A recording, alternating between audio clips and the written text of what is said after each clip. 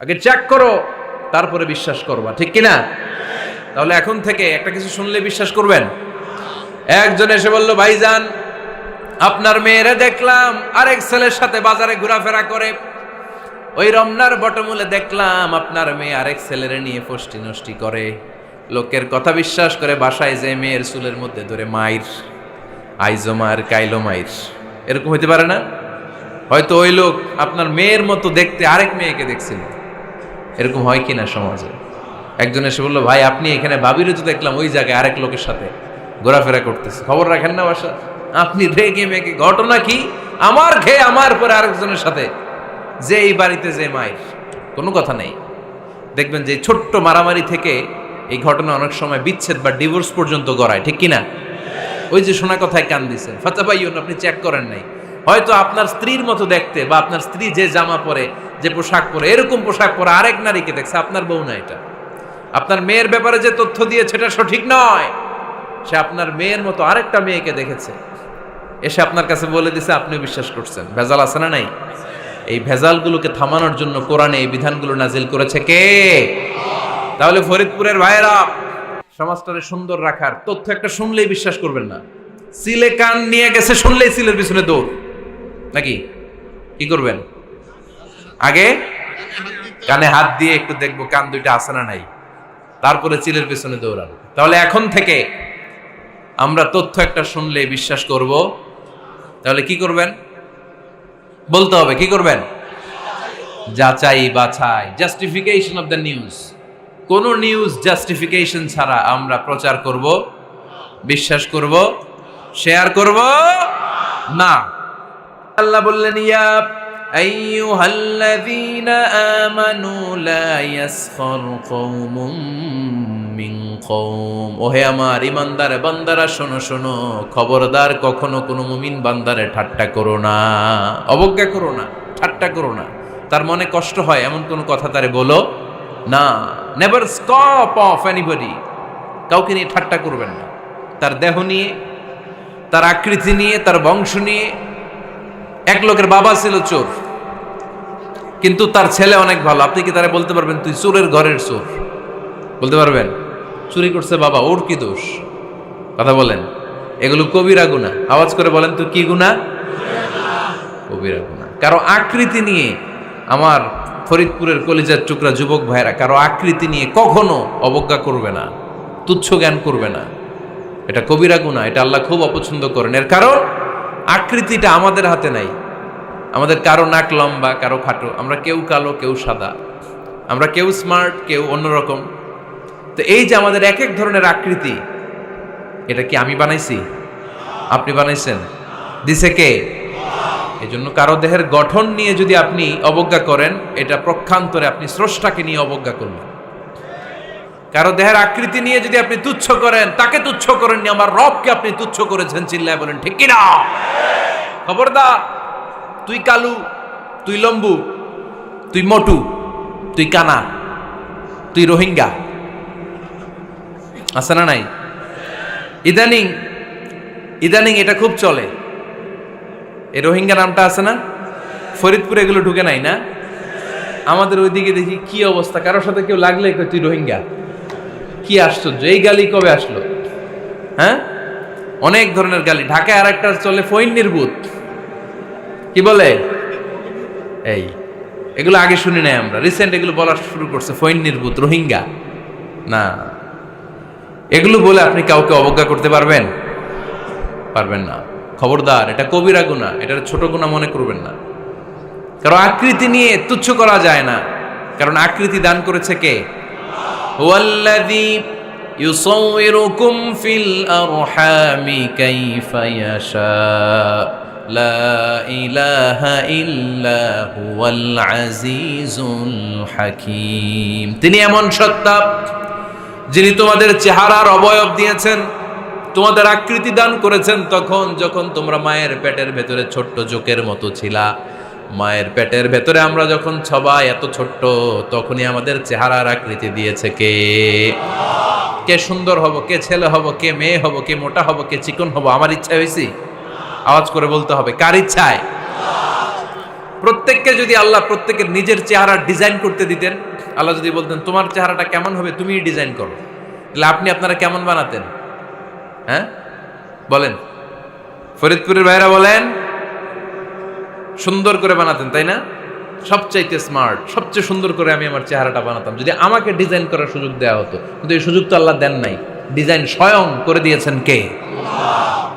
কোন নারীকে যদি আল্লাহ বলতে এই নারীরা তোমাদের চেহারা কার কেমন লাগবে তোমরা বানাও, প্রত্যেক নারী কি করতো? বিশ্ব সুন্দরী করে নিজেকে বানাতো। খুদ ধরার মতো কোনো জায়গা সে নিজের জন্য রাখতো না, ঠিক কিনা? কিন্তু এটা আল্লাহ দেন নাই। এই আকৃতিটা আমাদেরকে সরাসরি দান করেছেন কে? খবরদার, আমাদের অনেকে বিকলাঙ্গ, আমাদের অনেকের হাত ছোট, পা বড়, দেখতে মোটা, কেউ চিকন কেউ কালো। খবরদার, কারো আকৃতি নিয়ে কখনো কোনো অবজ্ঞার সুরে, ঠাট্টার সুরে কোনো কথা আমরা বলবো না। রাজি আছেন? সবাই রাজি আছেন? আল্লাহ রাসূল সাল্লাল্লাহু আলাইহি ওয়াসাল্লামের এক সাহাবী ছিল, নাম ইবনে মাসউদ রাদিয়াল্লাহু তাআলা আনহু। ওনার পায়ের নলা ছিল খুব চিকন, অস্বাভাবিক চিকন, স্বাভাবিক না। তো উনিও এটা ঢেকে রাখতেন, দেখাতেন না কাউকে। একদিন উনি খেজুর পাড়ার জন্য খেজুর গাছে উঠলেন। খেজুর গাছে ওঠার পরে নিচ থেকে সাহাবারা পায়ের চিকন নলা দেখে ফেলছে। দেখে সবাই হাসি, সবাই হেসে কুটি কুটি। বিশ্বনবী বললেন, হেসো না, খবরদার, আমার ইবনে মাসুদের পায়ের চিকন নলা দেখে হেসো না। আমার ইবনে মাসুদের এই পায়ের চিকন নলা যদি মিজানের পাল্লায় উঠিয়ে দেয়া হয়, কিয়ামতের দিন উহুদ পাহাড়ের চেয়েও ভারী হয়ে যাবে।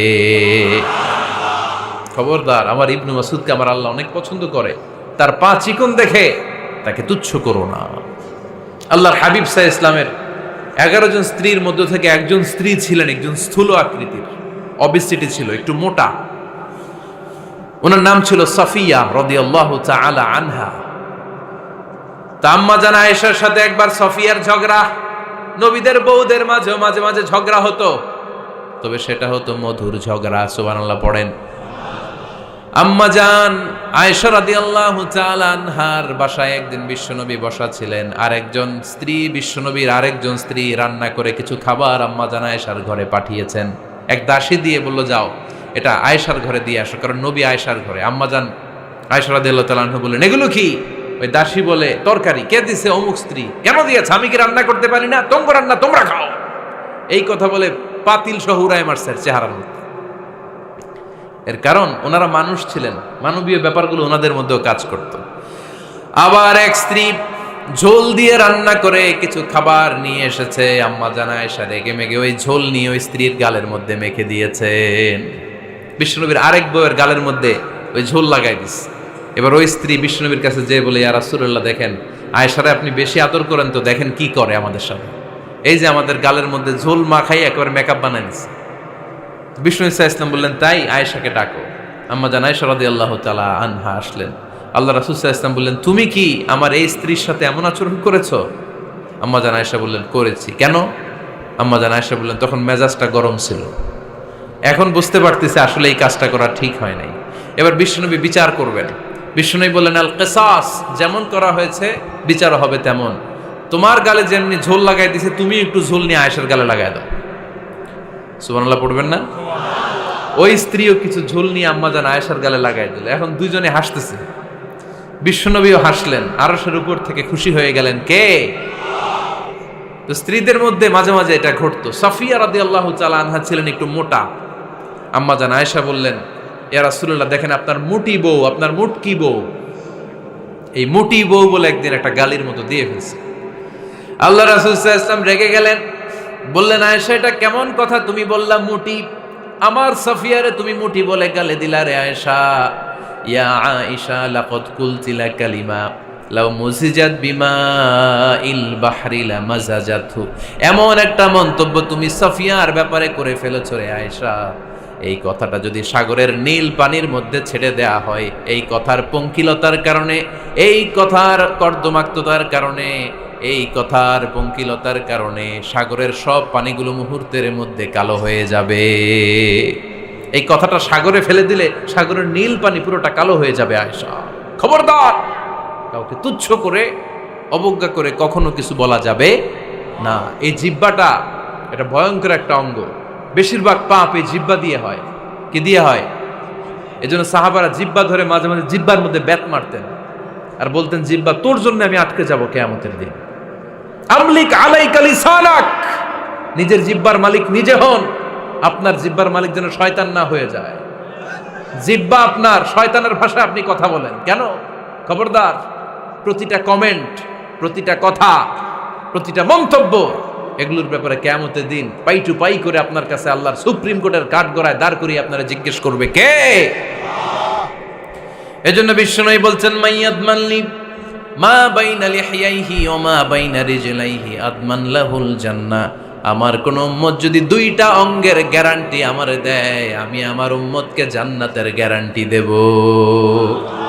দুইটা অঙ্গের, একটা হলো জিহ্বা আর একটা লজ্জাস্থান। দুই চোয়ালের মাঝে যা থাকে লিজ্জা জিহ্বা, আর দুই পায়ের মাঝখানে যা থাকে লজ্জাস্থান। এই দুইটা অঙ্গের গ্যারান্টি যদি বিশ্বনবীকে আপনি দেন যে নবী জিহ্বা আর লজ্জাস্থান এই দুইটা অঙ্গের কোনো পাপ আমি করব না, নবী বলে আমি দুনিয়ায় তোমার জান্নাতের গ্যারান্টি দিলাম। এজন্য জিহ্বাটারে সামলান, যা মনে চায় বললেন না। খবর আছে না নাই? খবর আছে। মা ইয়ালফিযু মিন কাউলিন ইল্লা লাদাইহি রাকীবুন আতীদ। যা মুখ দিয়ে বের হয় লিখে রাখার জন্য দুইজন ফেরেশতা রেডি করে রেখেছে কে? চিল্লায় বলেন। যতদিন আমরা বেঁচে থাকবো ততদিন থাকবে আমাদের কাঁধে। আমরা মরে যাবো, এই ফেরেশতারা উড়াল দিবে, ঠিক কিনা?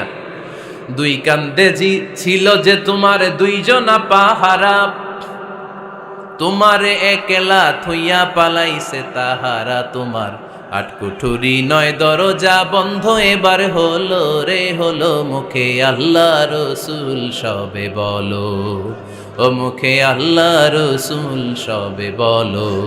দুয়ারে আইসাছে পালকি নাই হরি গাও তোলো রে তোলো। মুখে আল্লাহ রসুল সবে বলো, ঠিক না? এজন্য সাবধান। আমলিক আলাইকা লিসানাক, নিজের জিহ্বার মালিক নিজে হন। মন যা চায় মুমিন তখন ইচ্ছা মতো মন মতো কোনো মন্তব্য ছুটতে পারে না। বিশ্বাসী বলে যদি নিজেকে দাবি করেন, নিজের জিহ্বার মালিক নিজে থাকার দরকার আছে না নাই?